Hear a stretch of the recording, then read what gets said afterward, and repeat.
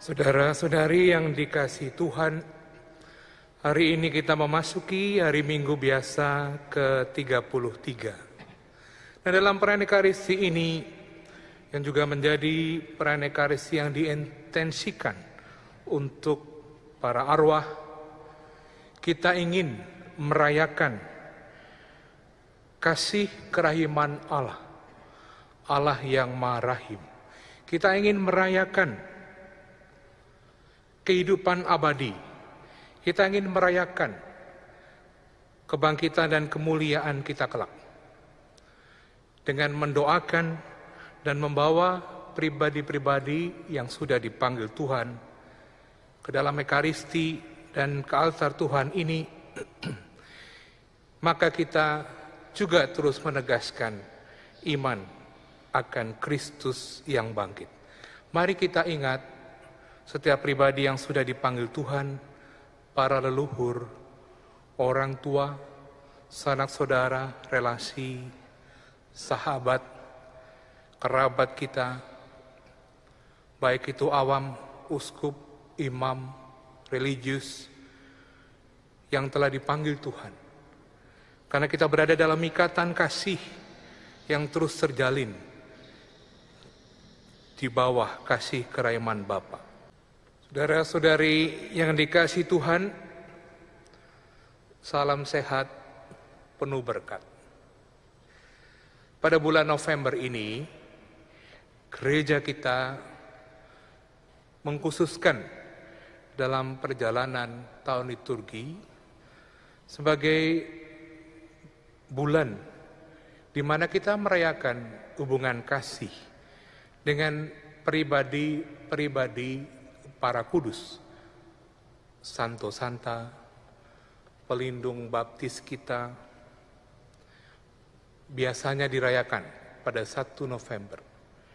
Dan juga kita merayakan hubungan kasih dengan pribadi-pribadi yang telah dipanggil Tuhan, yaitu pada peringatan arwah semua orang beriman di tanggal 2 November. Bulan ini ingin menjadi bulan di mana kita merayakan kasih Tuhan, kerahiman Allah, dan hidup abadi. Cinta, memori, dan pengalaman kasih tetap berlanjut, bahkan dengan pribadi-pribadi yang telah ada, baik di api pencucian maupun di keabadian. Seperti diyakini oleh gereja bahwa kita ini yang masih hidup di dunia adalah gereja yang berziarah. Kita terhubungkan dengan gereja yang ada dalam api pencucian. Pribadi-pribadi yang telah dipanggil Tuhan yang masih membutuhkan kerahiman Allah. Dan kita juga terhubungkan dengan gereja yang jaya. Di sana ada Tuhan, Bunda Maria, Santo Santa, para kudus. 3 gereja ini terhubungkan dalam relasi kasih bersama Allah Sang Kehidupan. Ini poin refleksi dari perayaan Ekaristi kita. Karena itu ketika kita merefleksikan relasi kasih dan mewujudkan belas kasih pada sesama adalah juga perhatian dan fokus dari pengarang Injil Matius. Tadi saya membacakan bacaan Injil dari Matius 25, 14 hingga 30 versi yang singkat. Bacaan Injil yang berbicara tentang perumpamaan, tentang talenta. Kalau kita ingin membaca perumpamaan dalam Injil Matius, kita perlu juga melihat fokus keseluruhan Injil Matius. Dan fokus Injil Matius adalah pengalaman kasih akan Allah dan pengalaman belas kasih. Seperti dikatakan dalam Matius bab 9 ayat 13. Yang kukendaki adalah belas kasihan dan bukan persembahan. Karena aku datang bukan untuk memanggil orang yang benar, melainkan orang yang berdosa. Matius 12 ayat 7. Jika kamu memang mengerti maksud firman ini, aku mengendaki belas kasihan dan bukan persembahan. Saudara-saudari yang terkasih, karena itu kita bisa dan perlu membaca perikopa yang kita dengarkan barusan dengan fokus pengarang Injil Matius ini.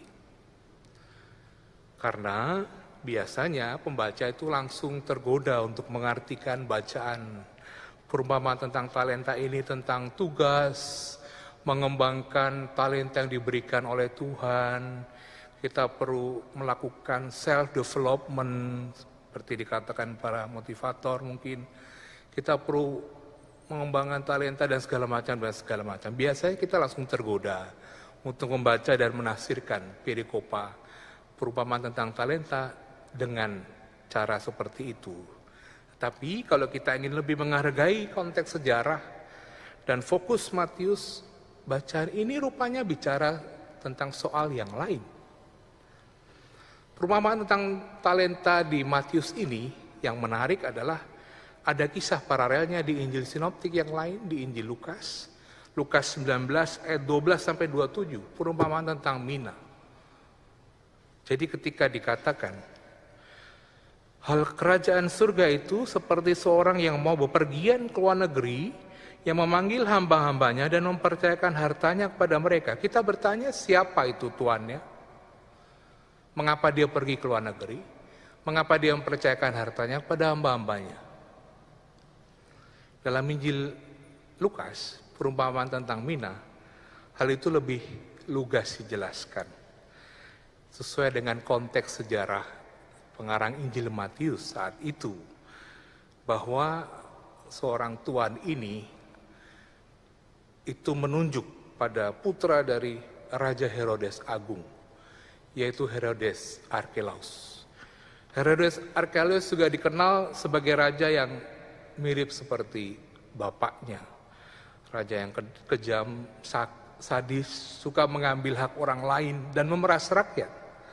Maka ketika Raja Herodes Archelaus ini ingin pergi ke luar negeri untuk memastikan dirinya diangkat jadi raja oleh Roma, dia tidak ingin hartanya menjadi sedikit. Maka dia memberikan pada hamba-hambanya supaya memutar lagi hartanya.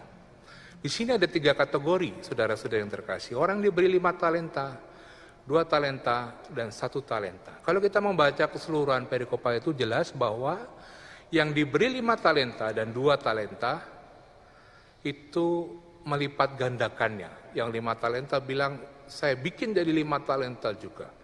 Yang 2 talenta bilang, saya bikin jadi 2 talenta juga. Berlipat. Sementara yang 1 talenta, dia tidak berbuat apa-apa, menyembunyikan talentanya.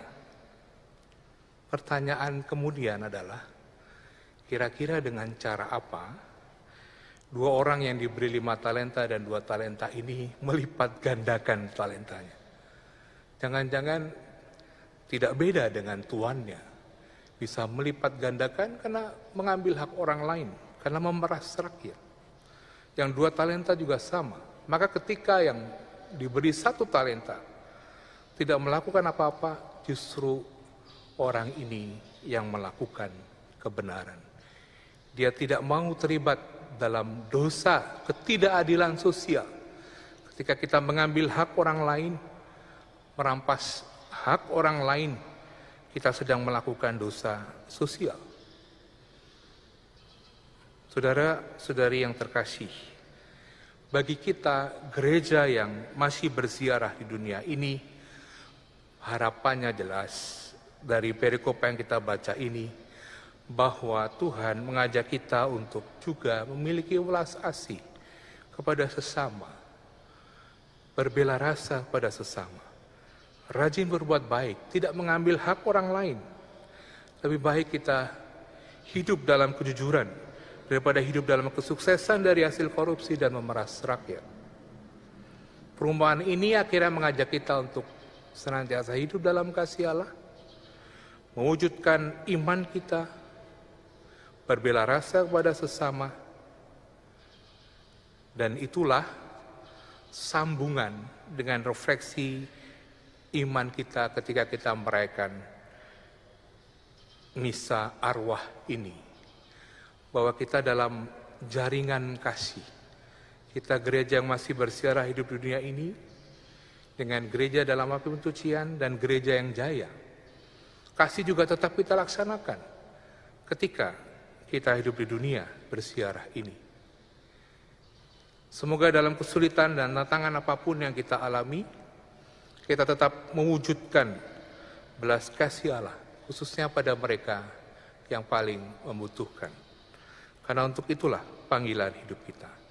Kita mohon rahmat Tuhan agar panggilan hidup kita semakin tampak dan semakin jadi berkat bagi banyak orang. Kemuliaan kepada Bapa dan Putra dan Roh Kudus, seperti pada permulaan, sekarang, selalu, dan sepanjang segala abad. Amin. Antifon komuni, apa saja yang kamu minta dalam doa, percayalah bahwa kamu telah menerimanya, maka hal itu akan diberikan kepadamu, sabda Tuhan.